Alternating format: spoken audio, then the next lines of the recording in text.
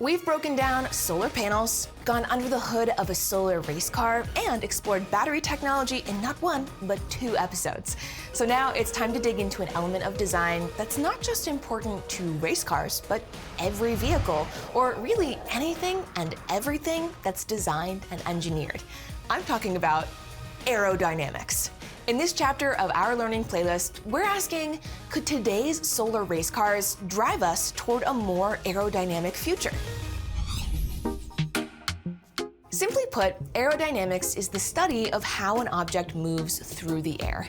But how do you engineer something to be aerodynamic? Now, if we take a plane design as an example, and forgive me because I'm not the best artist in the world, but we have 4 forces of flight, say that 3 times fast, to consider here.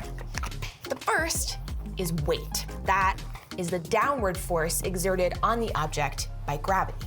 The opposing force to that is lift. That's the upward push, typically provided by the air underneath the moving object. Then there's thrust. That's the forward force that moves an object forward, like in the plane's case, the plane's engines. And then finally, there's drag, and that goes in the opposite direction to thrust. It's the force that resists an object's motion.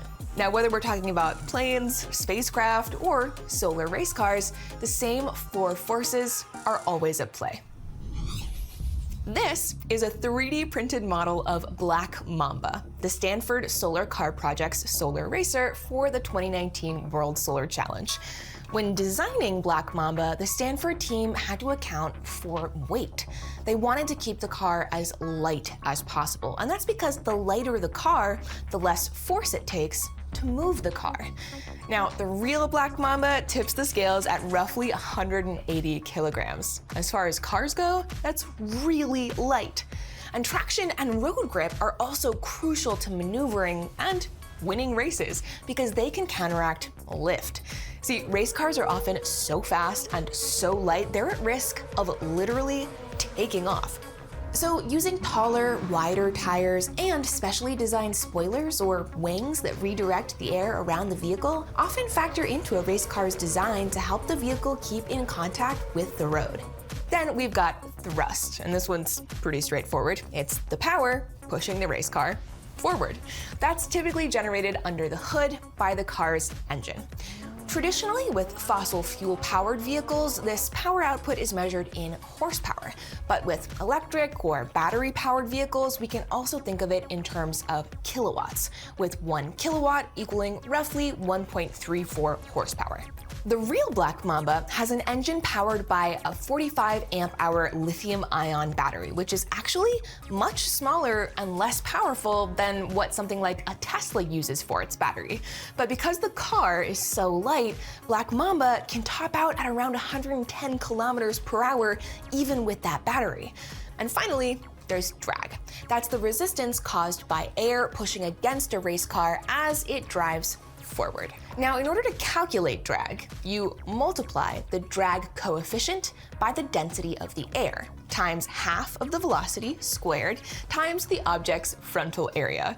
Now, don't worry, you'll probably never have to use this calculation unless you're a NASA or NASCAR engineer. This complex equation does give you a sense of how many factors are at play when we talk about drag, including the all-important drag coefficient. The drag coefficient is the number we use to quantify the resistance that the object encounters when moving through a fluid. In this case, our object is our solar race car, and our fluid is air.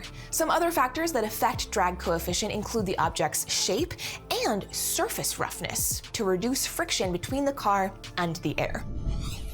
If you watched our documentary series on the 2019 World Solar Challenge, you may recall that teams like the one from Tokai University worked really hard to make their cars seamless and slippery in an effort to create a smooth flow of air across their race car. Some teams even used an innovative film wrap coating called shark skin to better redirect airflow and improve their car's aerodynamics. Now, the concept of drag coefficient can be a little bit abstract, so it might be useful to think about the drag coefficients of some everyday objects, like a brick. A brick has a drag coefficient of about 1. Not very aerodynamic, as you'd guess. In fact, the most aerodynamic shape that we know is the teardrop, with a drag coefficient of about 0.05. Think about some other objects. The 1996 Dodge Caravan has a drag coefficient of about 0.35. A brick, with its blocky shape and its rough surface, encounters greater resistance when it's moving through the air than, say, a smooth aerodynamic teardrop. In the same way, a boxy minivan encounters greater resistance than a sleek solar racer with a lower drag coefficient. Now, the Stanford Solar team wouldn't share Black Mamba's actual drag coefficient. Yeah, so our team doesn't share some numbers just in our design. It's mainly just the drag coefficient. It's kind of a long-standing thing within solar teams. I get it. I mean, in a race as competitive as the World Solar Challenge, letting the competition know just how aerodynamic your car is, probably not a good idea. But the Stanford team did confirm that their new racer is sleeker and more aerodynamic than past designs. So the driving design change that we had was going with a single fairing bullet style aero body. And that was the first time we ever tried doing a single fairing aero body. We've always done like a multi-fairing car. Usually that's a catamaran. The multi-fairing design has been widely used by many solar racers throughout the decades, including all of the winners of the World Solar Challenge, going all the way back to the very first race in 1987. And, spoiler alert, the winner of last year's race, you guessed it, another multi-fairing catamaran design. So why is a multi-fairing design so successful, even though it may not be as aerodynamic as the bullet design? I think there's two main disadvantages to a bullet car. In terms of stability, it improves the aerodynamics if you have the wheels closer together. But the trade-off to that is as you move your wheels closer together, it's a lot easier to tip your car over. The other problem is with the array size. Compared to a sleeker single fairing bullet car, the catamaran is wider and it has more room to fit a larger solar array. This ability to generate more energy, combined with greater stability, tends to make for a winning combination. So while the bullet design does allow for smoother airflow and improved drag, which can translate into greater efficiency and potentially faster speeds, it hasn't quite translated into taking home the trophy. At least, not yet. Fun fact here, many race cars, not just solar racers, are actually designed to have a higher drag coefficient than minivans. Yeah, that's right. Formula One designers deliberately increase drag to help counteract upward lift and improve traction and maneuverability.